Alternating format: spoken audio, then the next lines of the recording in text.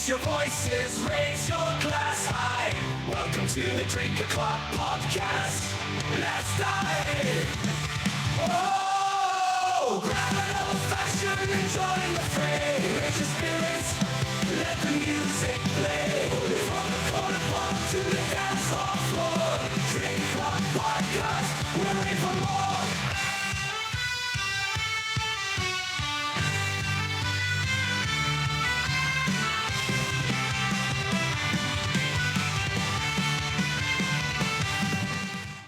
Okay, Boom. I think I'm going to start recording. We are live. Now, I was going to say how nice it was here, but I'd imagine for you it's a little bit nicer up your way.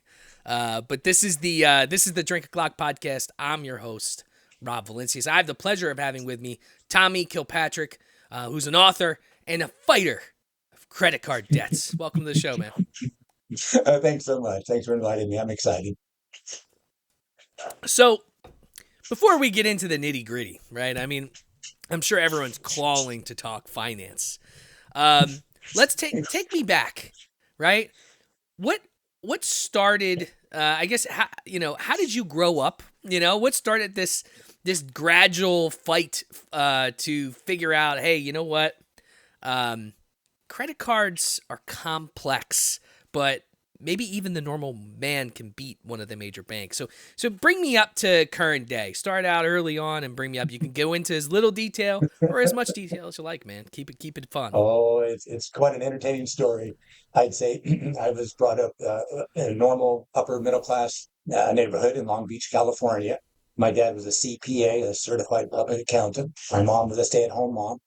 I had two older brothers. One was 9 years and 7 years older. So when I was 10, I was baking cookies and shipping them to Vietnam. So I knew all about what was going on in the Vietnam War, watching television, doing a body count. I went, wait a second, this isn't matching up. We get 200 of us killed, and we kill like 20,000 of them every week. That just doesn't work out. So I knew they were lying even at that early age. So then, entrepreneur, I started about 7. So I needed some money. So I baked some cake and made some Kool-Aid and started selling it out of my garage on Saturday. And friends would come over. They didn't have any money. So I say, go get me 3 customers, paying customers, that I would give you a piece of cake or a drink of Kool-Aid. So I had built already the idea of having people work for me. And That's then about pretty 13, genius for 7. yeah, it was the money. And then you have a dad with a CPA, kind of has that helpful influence. So then about 13, I became a scuba diver. I was certified. And then at 14, I was in a movie. I was in the pool of the dive shop, and they got a call from a filmmaker, and they needed a couple of extras to go to Catalina Island to go on a dive. So he said, "Hey, you guys want to go?" Sure. So in our 8th grade science class, we showed a reel of us being underwater with this other guy taking the pictures of us. So I don't know if I ever made it in a movie, but I'm a movie star from my classmates. That's And cool. then so then at 15, I had saved my money up and I bought my own motorcycle, and I had a motorcycle license to drive, but I couldn't drive a car. So I would drive my motorcycle to high school to learn how to drive a car. So when I was Wow. 15, I was working as a diver. I worked in Dana Point all the way down to San Diego, scraping barnacles off the boats and cleaning the water line and changing zincs out and repairing electrolysis damage to the boats. And I was making about 165 a week, and my friends at McDonald's were making about 34 a week. So, Wow. yeah. So I saved my money up, and then I graduated early at 17. I graduated in January, and I had about 2 months later, I had my own apartment. I bought a brand new car. I had signed a contract. I went to the Mazda dealer, and I found that RX-7. It was beautiful. It had the rotary engine, a lot of power. I mean, it had 2 distributors. One would kick in at about 4,000 RPMs. It just would rock. So then I had $1,000 cash. It was about 4,000 or 3,000. And I walked in, I dropped the money on the table, and their eyes just go, "Oh, sure, we'll sign you." So I signed up for a contract, even when I was 17. And then I became an insurance investigator at 17. I lied. I told them I was 19. They had my driver's license. They knew I lied, but they hired me anyway. So about 6 months into it, I had it down pretty good. And then I'm looking at the guys that are 50 years old, and I said, do I really want to do this when I'm 50? So I said, I'll just go back to school and become a CPA, take on my dad's business, nice and cushy. So then I had influence by a high school counselor to become a psychologist. So he had taught a psychology class. So I went to City College and took a class there with him and got excited about crazy people. So I had a double major, accounting and abnormal psychology. So I interned at Napa State Mental Hospital. I worked with autistic children. These were so far that you couldn't even relate to them and truly psychotic. So it was a great experience. And then learned sign language because I was teaching in the counting room to tutoring other students that needed help. And a deaf guy came in and he lost his hearing at 4, so he could talk, but he couldn't hear me. So I would talk, the interpreter would sign to him, and then he would talk to me. Well, I thought, I'm thinking, well, what if I learn sign language? Then I could bypass the interpreter. So that's what I did. So I went to City College while I was in State College and took sign language classes. And that changed the major to social work and then went to San Francisco. And I'm not a social worker. That didn't work out. So I had a job at UPS. I was a driver for UPS. And then I worked at the railroad. I worked for Santa Fe Railway. And then I went back to commercial diving. I went to, there's a school in Oakland called the school at commercial, what is it called? I had a funny name for it. It's Commercial School of Deep Sea Ripoff. So it's all a story. They tell you all kinds of stuff. But I graduated, I got training, I went to Louisiana, and I worked offshore. I was working sometimes 68 miles offshore and diving and tending. And then the oil glut in 82 came along. And so I went back to California. I worked on tankers and super tankers. I drove a hydraulic sweeper that took the barnacles off. And then I became a manicurist. So I went from macho You got quite the diver to resume, man. I'd love to see how long this goes. I'm giving you the shortened version of it. So then I met my wife in a nail shop, and she says, a manicurist, that's a little flaky job. So I said, well, what if I own a business? Now what do I do? So I started teaching reflexology, and I wrote a book. And then in about 2004, I was given an infomercial contract. So things were going great. They were promising me $100,000 a month. I had a 13-page contract, especially with my father-in-law being an attorney and a judge. We had an ironclad contract. And so they needed to be test marketed for about 6 months. I was booked on radio stations all across the country. And kind of like this, I'm up in the morning, I'm up late night, in the middle of the night, I had to be available. So I lived off my 3 credit cards and I racked up about 85,000. But hey, if I get paid 100,000, I'll be ahead 15,000, so no worries. But then one of the talents, I won't mention his name, but he's a famous guy who wrote a book, but he lied about weight loss. And so the FTC and the government came down hard on him and the company. And so my contract was canceled. There's nothing much I could do. I could sue them, but sue a company that might be out of business. So I was left with $85,000 of credit card debt. Wow. Talk about That's depression. rough. So, well, if you want me to continue very briefly, it's just that then I woke up one morning realizing from my dad being a CPA, actually I have the IRS as part of my DNA. So I figured out they don't have an invoice, so the bank has no debt. And I remember from reading our banking book that we had in class, it was called Modern Money Mechanics. And in there it says you have to sign a promissory note before the bank can issue a loan. So I never signed a promissory note. And then with discussions with my father-in-law, we have figured out that fraud undoes all contracts. So if you use the card, your terms and conditions are null and void because they are fraud. So I sued them in federal court by myself. I sued 3 banks in Los Angeles federal court. And so things were going on great. Things were going along great there. I thought that was then we had that position was coming up. The bank was going to have to send somebody to my office so they could answer all my questions and bring evidence of what they had about a loan or a debt. And all of a sudden, I got called into court. My father said, "That's unusual. Federal judges don't call me and not the other side.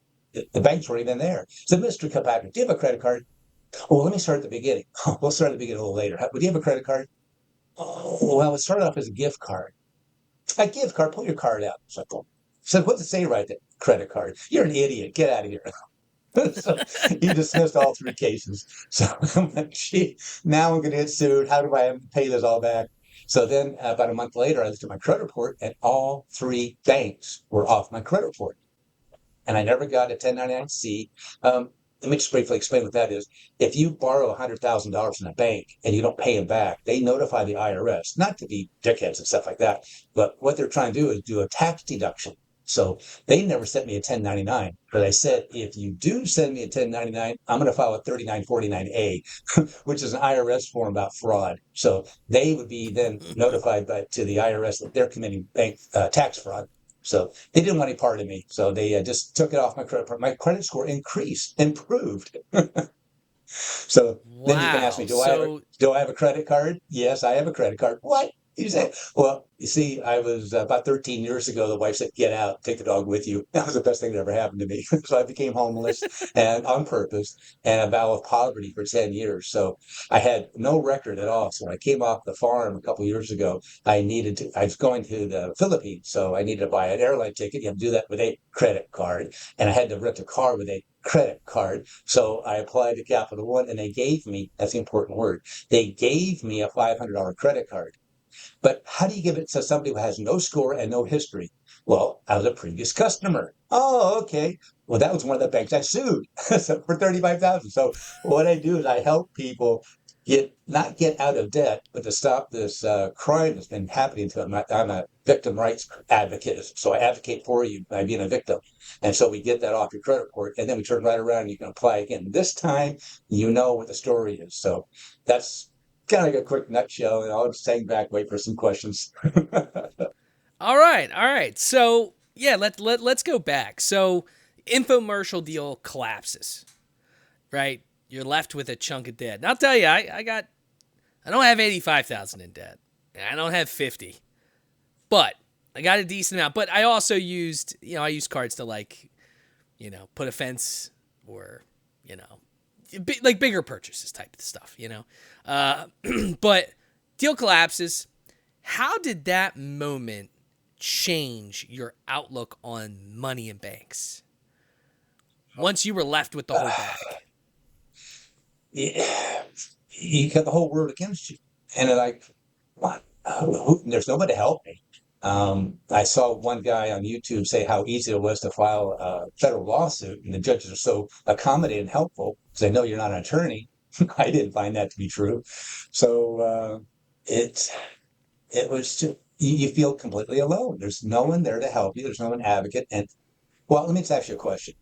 Is it possible that you, your audience, and me too, have been lied to, indoctrinated, and brainwashed? Is it possible? I talk about this on my show all the time. The number one place you shouldn't or entity you shouldn't trust is the government. So, and I is mean, it look, possible? all of the things that have gone through, right? I mean, MK Ultra. I mean, it's just which is people, conspiracy theorists, right? They got this bad rap for a long time, but many of them were very right. You see these documents come out, you're like, holy shit, those guys were right. They weren't crazy. And Yeah. who knows what else they got going. It was a CIA that came up with the conspiracy theory. They had to figure out what can we say to disprove these people, and they came up with the whole idea of conspiracy theory. So, oh yeah, it's a theory until it's true, and a lot of things are true. So you took on 3 banks in federal court. You're representing yourself. What is that experience like? Like, how did you stand up to, Capital One is one of the biggest banks in the world, right? So how do you stand up to banks like that? And then they eventually give you another card, which is it's just crazy.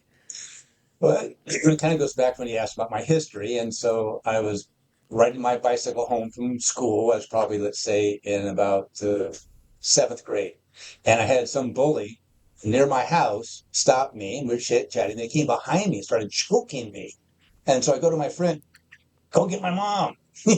Who else are you going to get? You go get my mom. Yeah. He's just like petrified. He just seen my head turning blue and stuff like that. So I reached back and I grabbed this guy with the strength. I don't know where I got. And I flipped him over and threw him down on the ground. I didn't kick him, didn't fight him, but I threw him down. He was just so startled. He never bothered me again. So I learned from that experience that when you have a bully, you stand up to the bully. So what I taught my son was, you are the one to stand between the strongest of the strong and the weakest of the weakest. That's your job, is to defend people like that. So again, when I see the banks, they were liars. I mean, I have come across, they will have a notary that's dead, notarizing documents for the bank. I've seen it. They have people inside the bank that are dead that have been signed documents. So these people are so criminal.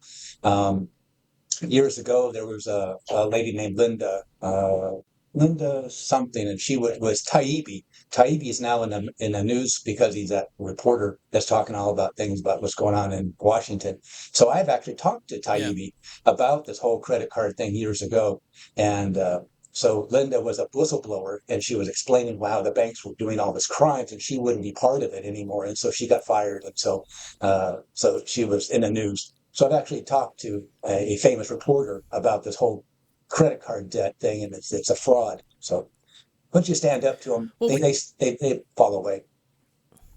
well, I mean, it's like, look, money's power, right? And I think you give when you have these major banks, they have a lot of power.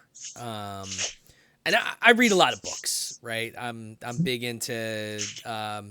I guess as I've aged, I still like my fiction. You know, I listen to a lot of sci-fi and stuff, but I have gotten more into like nonfiction, right? Real stuff, especially centered around World War II with Hitler and the Nazis and kind of where we stood in that. And, you know, there was some interesting things that I've kind of absorbed along the way. And it's funny that, you know, a lot of the banks, you know, as they started to become, you know,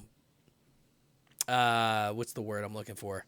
Well, not solvent, but as they started to actually realize, oh, we can make money loaning people money. The biggest way they made money was loaning money to countries and having countries in debt to them. So we have a whole country in debt to you. I mean, just imagine the sheer amount of power. I mean, that's got to just, it takes them like out of the realm, I think, the scope of what a normal person could understand. Let me share you something. On YouTube, there's a movie called The House of Rothschild. It was produced in 1934, and it's a very positive viewpoint toward the Rothschilds.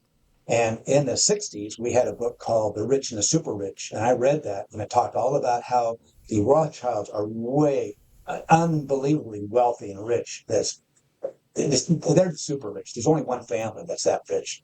And so they got that by being goldsmiths. And that's what Rothschild means, is red shield. So they had a red shield on their goldsmith. And so you think about it. You've got gold, and you go to the goldsmith. They say, yeah, it's worth about this much money. Do you want to deposit it? Well, sure, I'll deposit it. And you get a receipt. Now you take that receipt, and let's say you buy a ship. You could, you know, if you had enough gold, you buy a ship, and they take the piece of paper, and they get the gold. That's perfect. Now, what if you don't have enough, and you give Rothschild here's some of your gold you found, or confiscated or stole from somebody, and you got a receipt, and you go on that ship, and that ship sinks. Well, who's got the gold? The Rothschilds. So over a period of time, they get more and more accumulating the gold without really, you know, through interest and stuff, but through their own practice, they're able to absorb other people's gold. And so they loaned money, gold, to France to fight England. Then they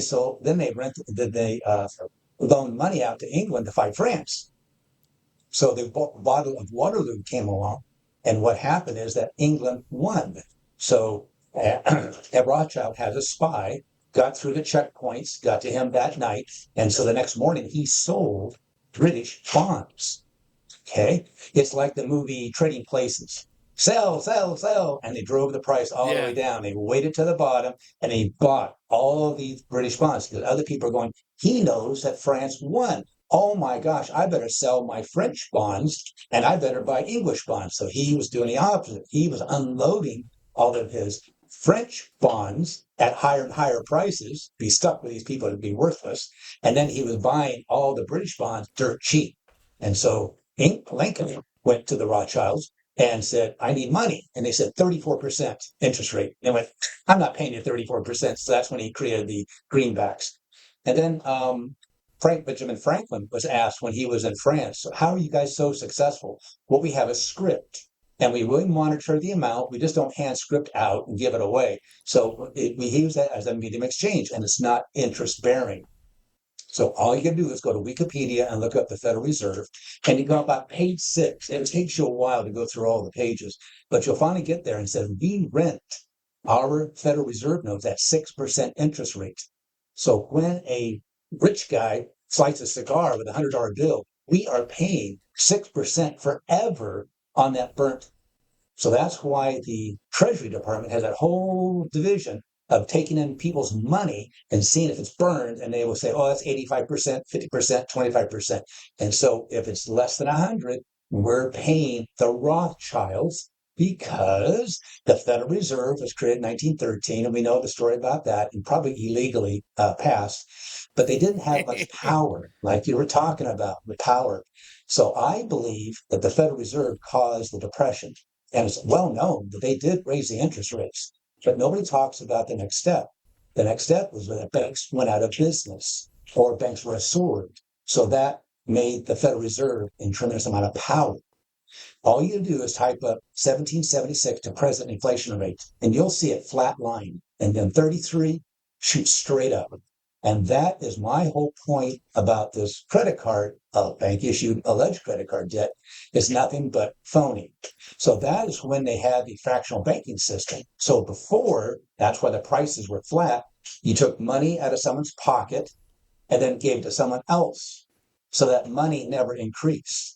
But when the Federal Reserve had enough power and control over the money, that's when they accept a promissory note. So you promise to pay them in Federal Reserve notes, and they then write numbers in your free checking account. They can write any number they want. You're going to say, oh, the fractional banks have 90%, 10%, they got help in reserve. Not anymore. It's totally wide open. They can do anything they want. So that's what the banks are doing. They're not loaning me money on the credit card. It's actually a gift card. So a little bit of a story.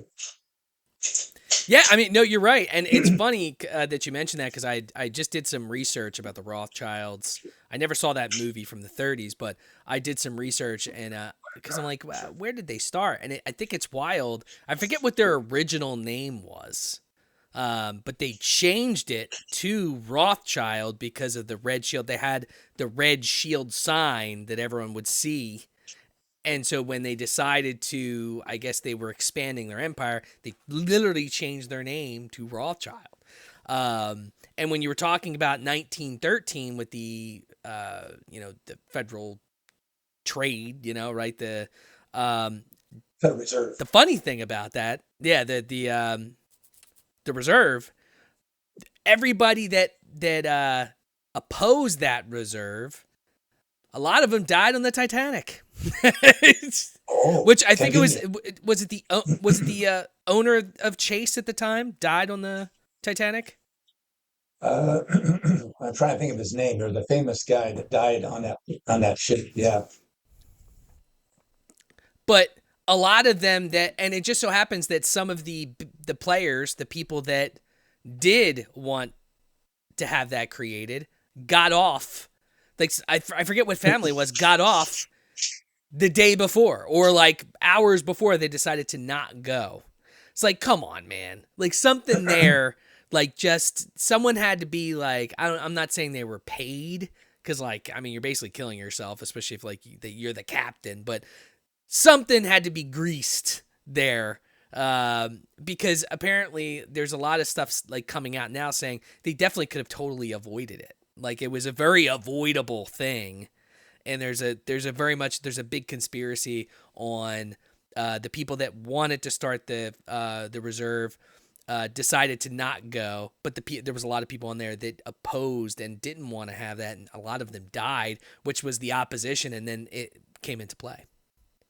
Well, we have that history of the Memorial Building there in Oklahoma City, that some people were warned not to take their children to the daycare that day. So they didn't. Their children are alive, but other people died. And that building doesn't look like it blew that way. And then you have 9/11, and there's a lot of things about that. Silverstein, why was he wanting to buy it? And all of a sudden he got $5 billion out of this whole deal. So going back to World War II, I don't know if you know this, but Standard Oil sold diesel fuel to the Nazis throughout the entire war. And so not a single submarine would have traveled, not a tank would have moved. And that was brought out in 1945, 46, when the Congress was actually holding hearings documenting that Standard Oil sold oil to the Nazis. We also sold triethyl lead, which is a important component for aviation fuel. So if we didn't do that, not a single Luftwaffe plane would have flown. We also sold them ball bearings throughout the entire war. The workers had heard and found out that these ball bearings were going to the Nazis. They put up a whole strike, and Franklin Delano Roosevelt sent down one of his henchmen and convinced them that they weren't doing it. So they went back to work to make ball bearings. They're still shipping them over too. So without a ball bearing, nothing mechanical would move. And then they set up the BIS, the Bank of International Settlements, to pay for all this. So yeah, there's a whole connection of bringing the Nazis into America. So yeah, Operation Paperclip. So yeah, we were dealing with very Yeah. evil forces. Yeah, I mean, and I've talked about this a couple times, but it's the same thing with and let me ask your thoughts on this. Schools, education. Most education is so outdated and archaic because at the end of the day, they're just basically educating you to be a worker. Right? There's no, I mean, unless you're going to college and you're taking specific courses, there's no course to teach you how to manage money. And I have this battle with people. I'm not saying, being indebted in school loans and, you're not at fault for that. But what I will say is people my age, right? I'm going to be 40 in next July. So I still have my 30s left. But though, like when we were going to high school, I was at ninth grade, 10th grade, 11th grade, 12th grade heavily told you need to go to college. If you don't go to college, you're not going to be anything. You need to go to a good university, not a shit. Like now it's cool. Yeah, just go to community college, man. You're cool. When I was going to school, it wasn't that way, right? I still went to community college, but I did a couple different things and I have a decent amount of student loans and I don't even work for what I have student loans for, by the way. But there's a lot of people that have a ton of stuff, and it's like they're saying, well, it's your fault. You shouldn't have took those loans. But they were very predatory. It's not like it is now. They're still predatory, in my opinion. But when we were in school, and maybe you can attest this, it was like tenfold predatory. I literally will say this to everybody. I literally had PNC Bank, who's my bank, call me and say, hey, Mr. Valincius, we see that you're getting student loans. Would you like more?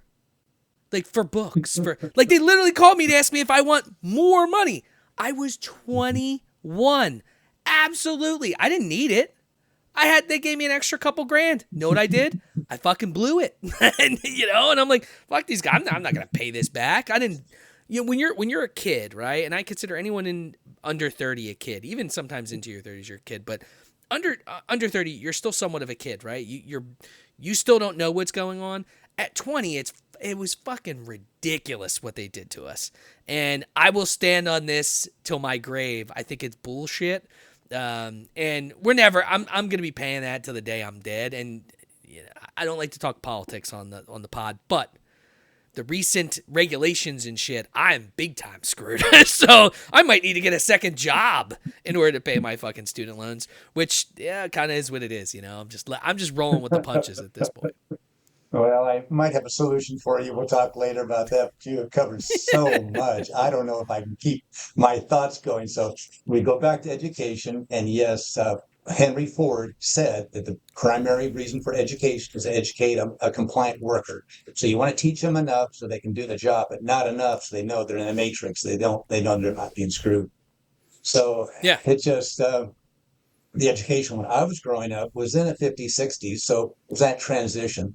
My brother was caught in that new math, and that's when Sputnik went up. And I remember as a kid being brought out, looking up into the sky, seeing something go over, and they said, that's Sputnik, and we're all going to die. And then the bomb shelters, everybody was building bomb shelters in their front yard, backyard. And some friends had one, and we'd go down later on, it's all full of mold. So crazy things, or just that scare tactic. And then you Yeah. get back to what you're saying about education, and that's a big scam. And there's a guy on YouTube called Myron Golden, and he has a video on it's easier now to become wealthy than any other time. So when you're telling kids to go to school to get a job, that's 1750 thinking. See, there was an agricultural revolution. So if you had land, you were rich. If you didn't, you were poor. Real simple. 1750 came along with the Industrial Revolution, and people became wealthier faster in being an industrialist than being an agriculturalist. Then in the 50s, we had all these products. And so how do you stop how do you sell all these products? And you had to have a new way of a superstore and, multi-level marketing, direct marketing, all these different things, door-to-door salespeople. And then in the 70s, you had the computer revolution. And then you had the information revolution that created this platform for us to speak on. And then in Yeah. 2015, we had the infotainment. So now anyone can write a book, anyone can do a video.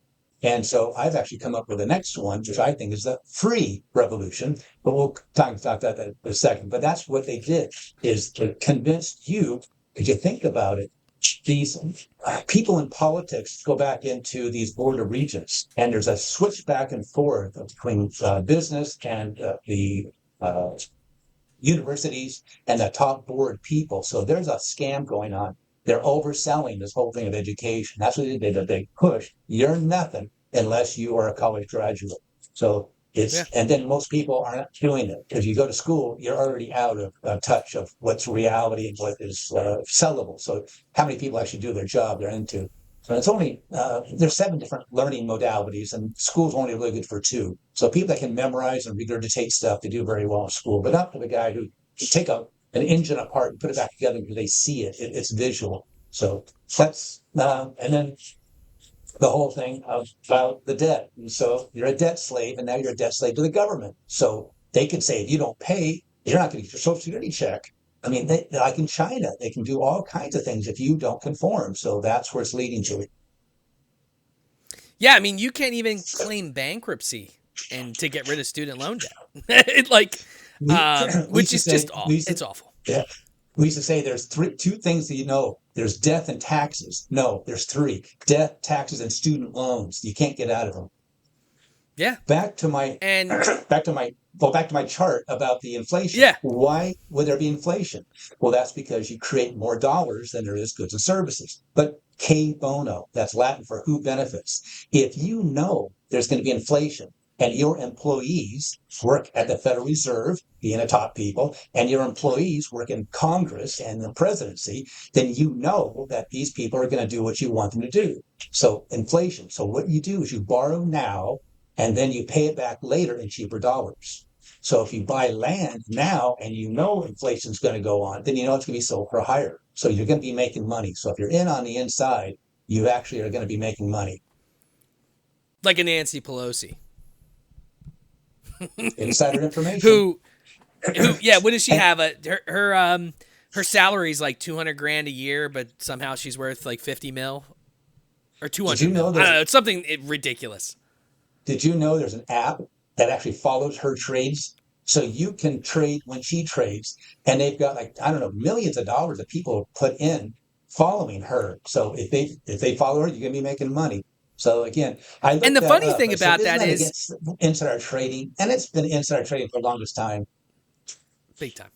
And the funny thing about her trades is she's required by law to show her trades, right?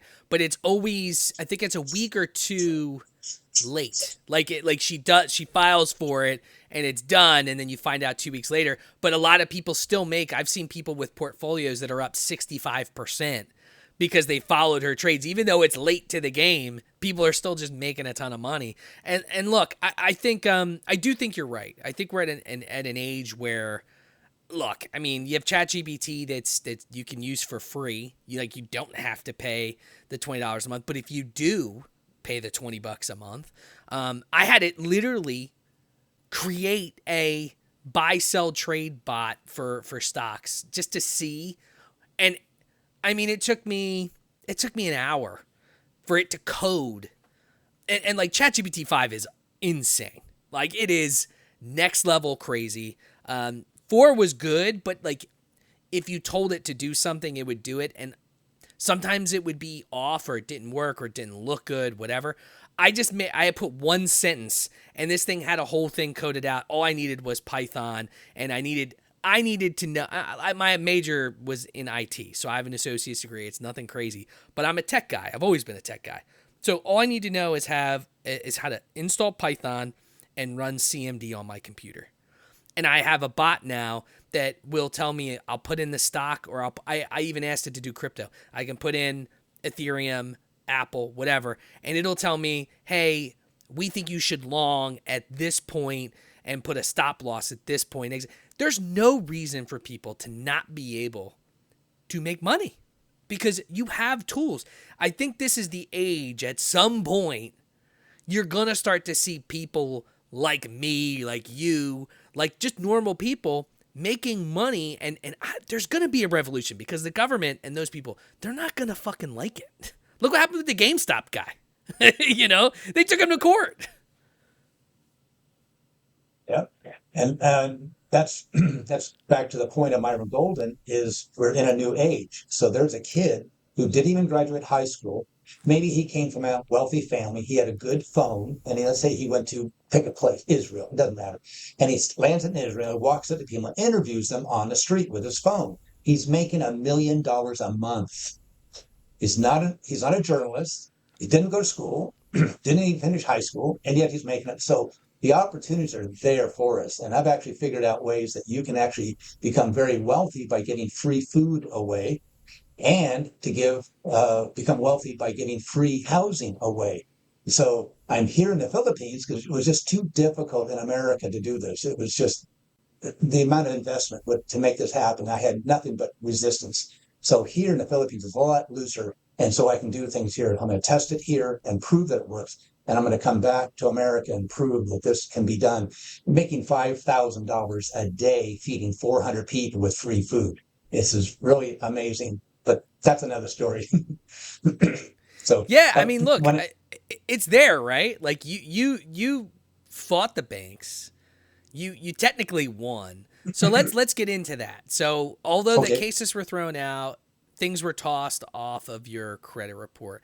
Tell me, like, how does that work? How does it just disappear from your credit report? Are you still indebted to those companies, or are you not? How does someone like me, how does someone with credit card debt now, how can they take advantage of what you're trying to offer? Law is language and language is law. So if you say you have credit card debt, you got it. There's nothing I can do. You go into court, they say, do you have debt? You say, yes, I do. You have a credit card? Yes, I do. You're sunk.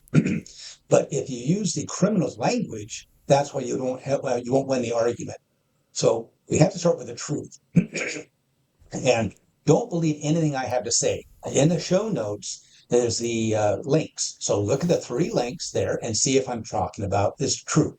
The other one is don't believe me. I'm a doubting Thomas. So send this podcast to your CPA or anyone who's had one class of accounting, and they'll tell you I'm 100% correct. I don't help anyone unless they have a third party tell them I'm right. And I'm happy to talk to your attorney. How many scammers want to talk to your attorney and bring family in? I want as many people on the phone call as possible because all we do is take them through the truth and they're going to go, yeah, the guy's right. So what we do is that when we watch a TV news and we see a bank robbery in progress, we always say alleged. That's all I want you to do. So we've been lied to, indoctrinated, and brainwashed. And that's if you don't question. If you use the word allege, now what can I do about my alleged credit card debt? And that's what you want to say is alleged credit card debt. But there is true credit card debt. Okay, let me tell you about that. You want tires for your car. You go into a tire store and you don't have the money. Oh, excuse me. So what they'll say is, Rob, why don't you apply for the in-store credit card?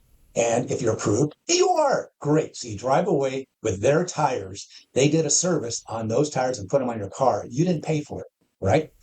At the end of the month, you get a statement. That's true. They have an outstanding unpaid invoice, which is true. You owe the money. You owe the money. It's not a get out of debt scheme. Okay. So that is a true debt. Now, how do you know the difference between a true one and a false one? Look on the back of Walmart, let's see, Amazon, any department store. And if it says issued by Bank of America, Citibank, Wells Fargo, Bank of London, Bank of Tokyo, Bank of India, it's a scam. These are a crime. These people are committing bank fraud on you. So by knowing the language, that's what we do. So a true credit card, you have to pay, but the bank does not have an invoice. So if you ask them for an invoice, they can't produce one. That means there's no debt. So you kind of think about it. Years ago, you went to a merchant, like the store, general store, said, "Hey, Charlie, I need 5 pounds of flour and a pound of sugar." "Oh, sure, when your crops come in, pay me." And he had an invoice. You owe that money. But you don't go to Charlie and say, "Hey, Charlie, can I borrow $10,000? No, we're not in a loan business. You go to the bank. So we have to start with it's impossible for a bank to issue a credit card because they didn't put tires on your car and they didn't sell you flour and sugar. They are not in that business. They're in the loan business. Okay, so we have to differentiate that. Now, once you know they don't have an invoice, they don't have a debt. Now you're saying, oh, there's a loan. Okay, so let me ask you a question, Rob. If you go into a bank and apply for a loan and they turn you down, do you still get the loan? Nope. No, you don't get the loan. They denied you. But if you're approved, because that's what an application means, it's a request. So if you apply and they accept you, you go and you fill out loan documents. Remember all that? All the loan Oh documents. yeah. Then they have to prove there's an income. Because how are you going to pay the loan back if you don't have an income? Now think about this. The bank's brought into court. The judge says, "You're loaning money to people who don't even have an income? That's predatory." Like you were saying, yes, the banks are predatory. How are they giving money to kids who 17 years old, 100, 200, $1 million, and they have no history, they have no ability to pay it back? What's going on here? And that's predatory, like you said. So you also have to have collateral, like a house, a car, or if you do a personal loan, you put up your yacht. So this does not get you out of debt of a house or a car loan or something you put up and you signed a promissory note. Because then you have to have a credit report and your credit score determines your interest rate. And the last thing you sign is a promise to pay it back. You have to promise because that's how they write numbers into your free checking account. And that's why we're suffering inflation. So the whole system is set up against us. So that's a true credit card is from a merchant. And if it's a loan, you went and you did all that work. But if there's no promise to pay it back, that's not a loan. So talk to me about your book, right? Okay. When did you decide to write your book? And what was your process to go along with that? Sure. After I had gotten kicked out of court, but then removed on my credit report, I knew I had something. And so a friend of mine had a charity called Lighthouse of Hope. It was dormant. She didn't do anything with it. And so she gave it to me. So I revamped it into credit repair. So it was easy to do. You send a letter to the credit repair agencies and they take it off. I have all kinds of documentation, how simple and easy it was. You just keep the pressure up and they'd eventually take them all off. So I got people, and I knew how to raise people's credit score. But some of them would have this bank issued alleged credit card debt. See, you got to start saying those words. So I would write a letter to the bank, and sure enough, it would be off the credit report. So then what happened is I was going on pretty well. Then about 13 years ago, the wife said, "Get out and take the dog with you." So I became homeless, and then I took a vow of poverty. So when I came off the farm, I decided to come here to the Philippines. So here at the Philippines, I'm teaching farmers how to build dome houses with bamboo. And I'm also teaching them how to do vertical gardening. They can get a lot more food out of an area vertically than they are bending over like we've done 10,000 years ago. And also I'm setting up self-managed medical care clinics. So that's why I had 5 of those when I was in Southern California before the wife said, "Get out." I left everything behind. I took a vow of poverty. It was great. So what I'm here for, it needs to have a little bit of capital. So that's why I wrote the book to help other people. But basically, I'm a victim rights advocate. So that's what I can do is, well, let me just kind of explain what happens. Banks advertise, okay? And years ago, they would buy wall clocks and toasters and leave them in this bank. And you'd walk in, they'd say, "Hey, if you open an account today, we'll give you this toaster." Wow, it was a big deal back in the 50s and 60s to have a toaster, a second one. So then Yeah. what they'd had in a newspaper article, a newspaper ad, it said, come into our bank and deposit $25 and we'll match it in 90 days. Or what did I do? I took my 25, put it into my savings account, waited 91 days, went into the bank, took out my 25, the bank's $25, and they happily gave me that $50 and I closed the account. Now, let me ask you a question, Rob. Did I rip off the bank? No, Did I steal from the bank? no. They gave You it to followed me. their rules. I followed the rules. Is that immoral, what I did? No, absolutely not. No, it's not immoral. It's their game. I played it. I took their advantage. There's a guy in the links. There's a fourth link. There's a guy on YouTube that says, do that. And I made $361. He's proud of himself for making $361. It's the same thing with your $500 alleged credit card from Capital One. It's a gift card. You didn't buy it. You don't own it. You didn't borrow it because there's no loan. And so it's a gift. So a gift card comes in the mail. You didn't even apply. They just sent these cards out. Remember that? You're pre-approved. You got a credit card. Great. So you say credit card, you're doomed. They gave you a gift card. That's the important word they gave you. So they gave you. So Rob, what do you need right now that's worth about $500? Just to draw an example, what would be something you'd like to buy for $500? I like a new New TV. microphone? That'd be cool.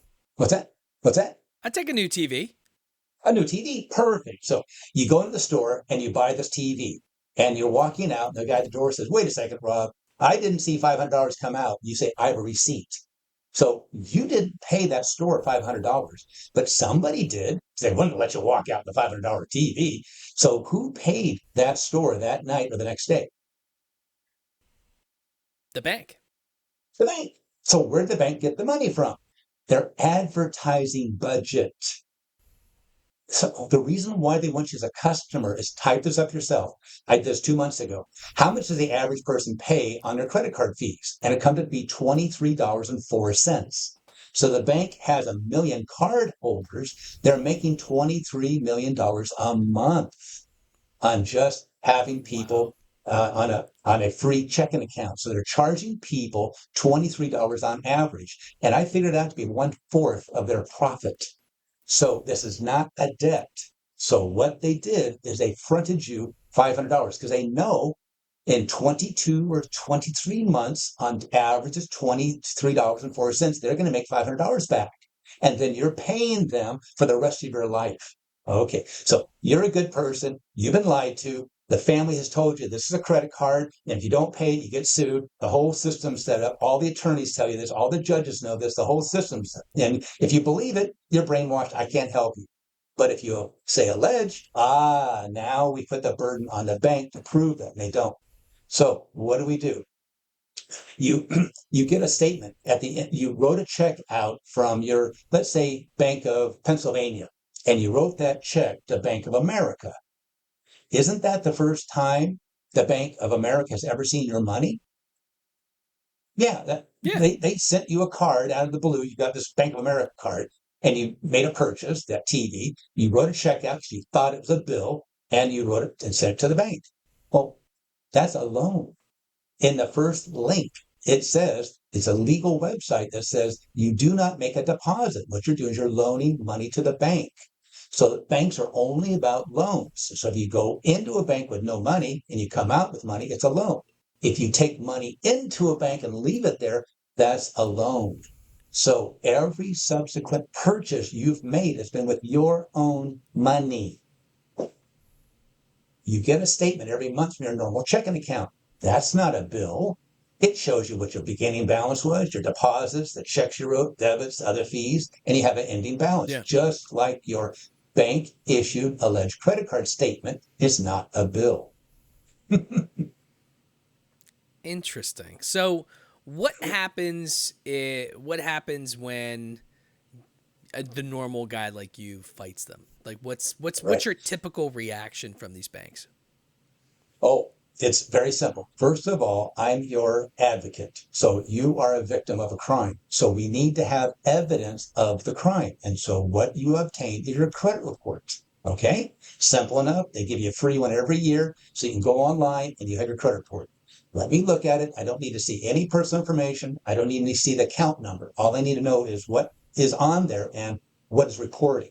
So once I see that, and what I do, I usually find my client money. Most of my clients never pay anything. They actually obtain money and they don't get out of debt. They stop being a crime victim. So what they do is they withdraw the money out of their checking account. All right. So what we do is we make sure that happens before we send the letter and before we send the complaint. Because once you have the evidence, there are 5 state and federal agencies that I have you, let's say you would be my client, would have you file these police reports. Basically, it's the policing of the banks. So you have 5 of these entities, and we keep copies of the report. Okay. Now we're ready for the bank. So everything's all cleared out, ready to go. So we send a letter to the bank. And the bank letter has the CPA that's going to act as our expert witness that says, first of all, there is no invoice. If you have an invoice, send it to me and I'll pay it. I agree to pay it 100% if it's valid. And then you did not ever have a loan because you violated federal banking regulations without a promissory note. So there's no promise to pay.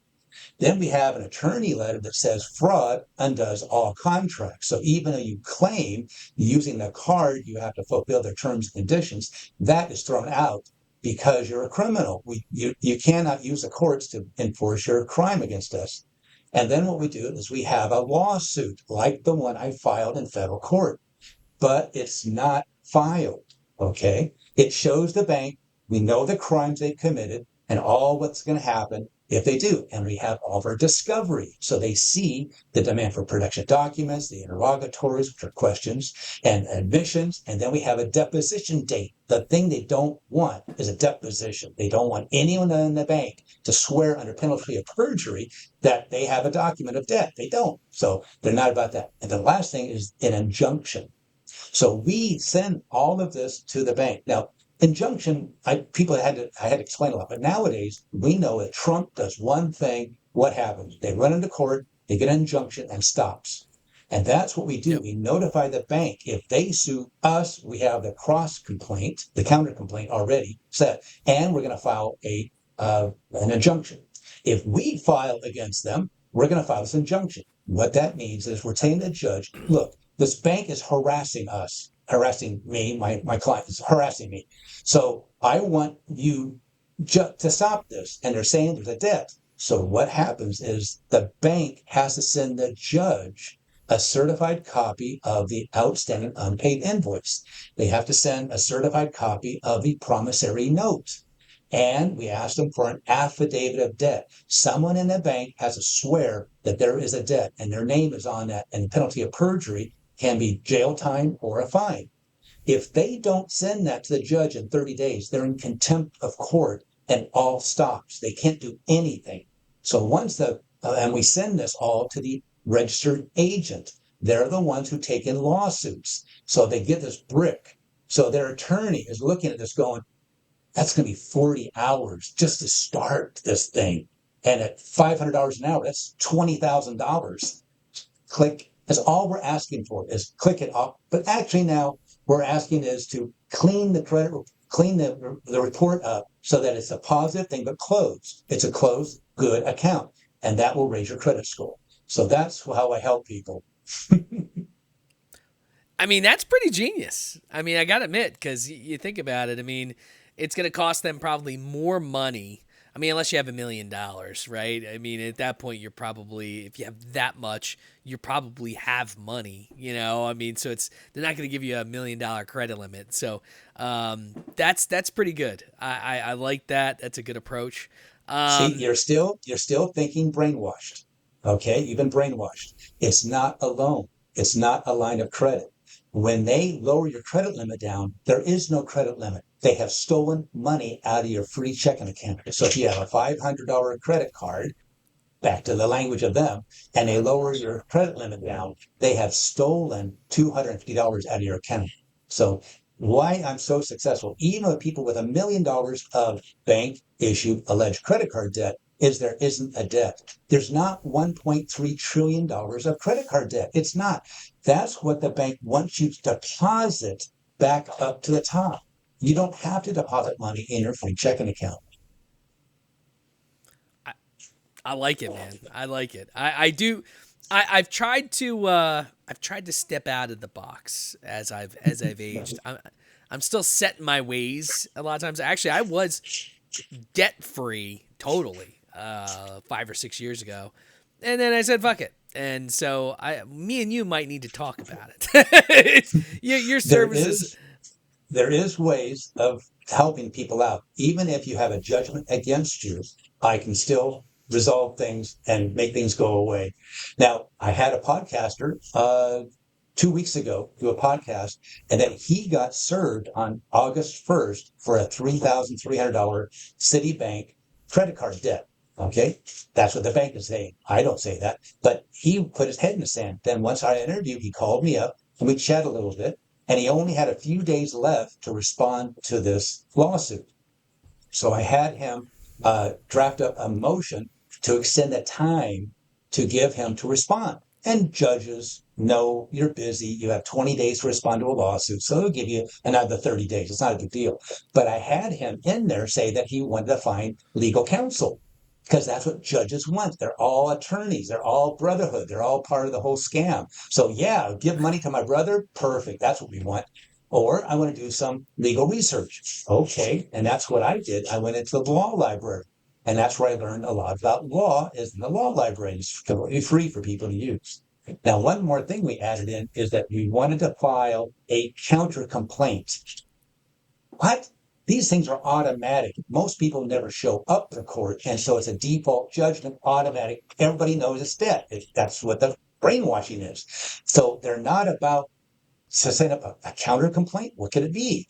And that's where the fraud comes into play. So the bank is going to see this because when you file a motion, you also have to send it to the attorney. So the attorney is seeing this, talks to Citibank, and I bet you in a couple of weeks they're just going to say dismissed. Because if we file an answer and a counter complaint, then what happens is even if they run away and they don't want to go on anymore, we continue with our lawsuit. So we could be in a position of power over the bank, but we don't want to go to court. That's the whole thing. And we can resolve this very well because they don't want it in court because they can't prove anything. Wow. I mean, could you imagine if everybody did this? The banks would be fucked.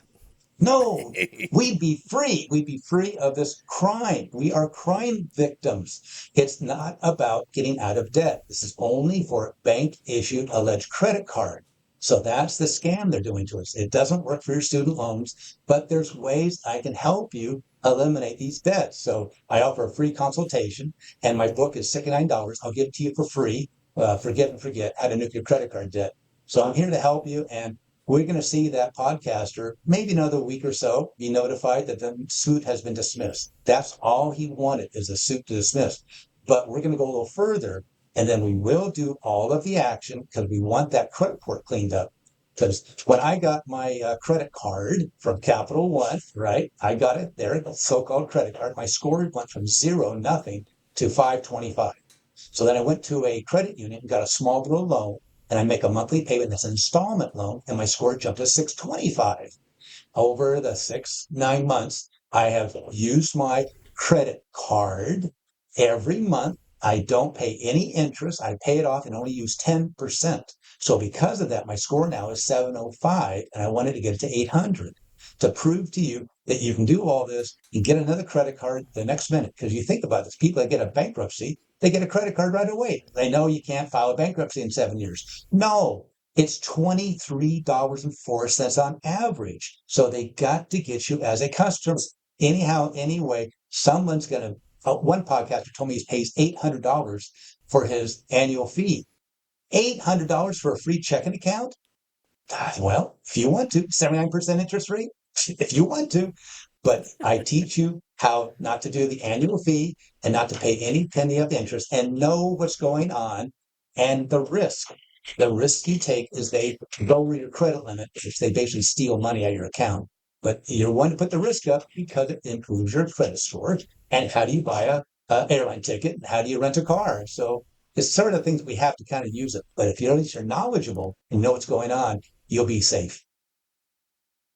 Yeah, it's catch-22, right? And I think that's how a lot of this stuff plays. But look, it was I didn't get to any of my questions because this was a fun conversation. Tell me and my listeners where they can find all of your stuff. Plug yourself away, sir. Oh, sure. Tommy A. Kilpatrick on Facebook. I'm easy to find. And I live in the Philippines, so I got about a 12-hour difference from East Coast time. So your morning is my evening. So it works out very well. There's an email. Contact me that way. And I'm here. So we'll have some fun. Awesome, man. My podcast is Drink O'Clock Pod on all socials. Drink O'Clock Podcast, wherever you listen to podcasts. And this will be up pretty quickly.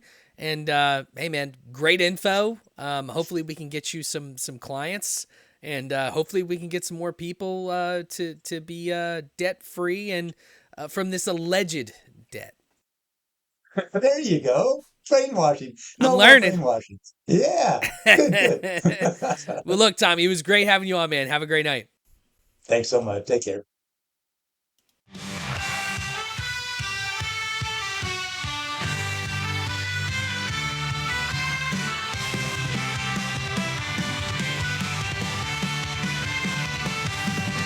On a stormy night where legends unfold, there's a podcast that's breaking the mold.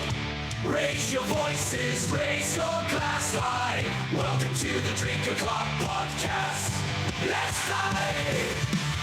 Oh, grab an old fashioned and join the fray. Raise your spirits, let the music play. From the corner pub to the dance hall floor. Drink O'Clock Podcast, we're ready for more. We're ready for more. With a mix of folklore and rebel cheer here, we'll guide you through tales of whiskey and beer. From Irish shores to lands afar, grab your friends, it's time to raise the bar.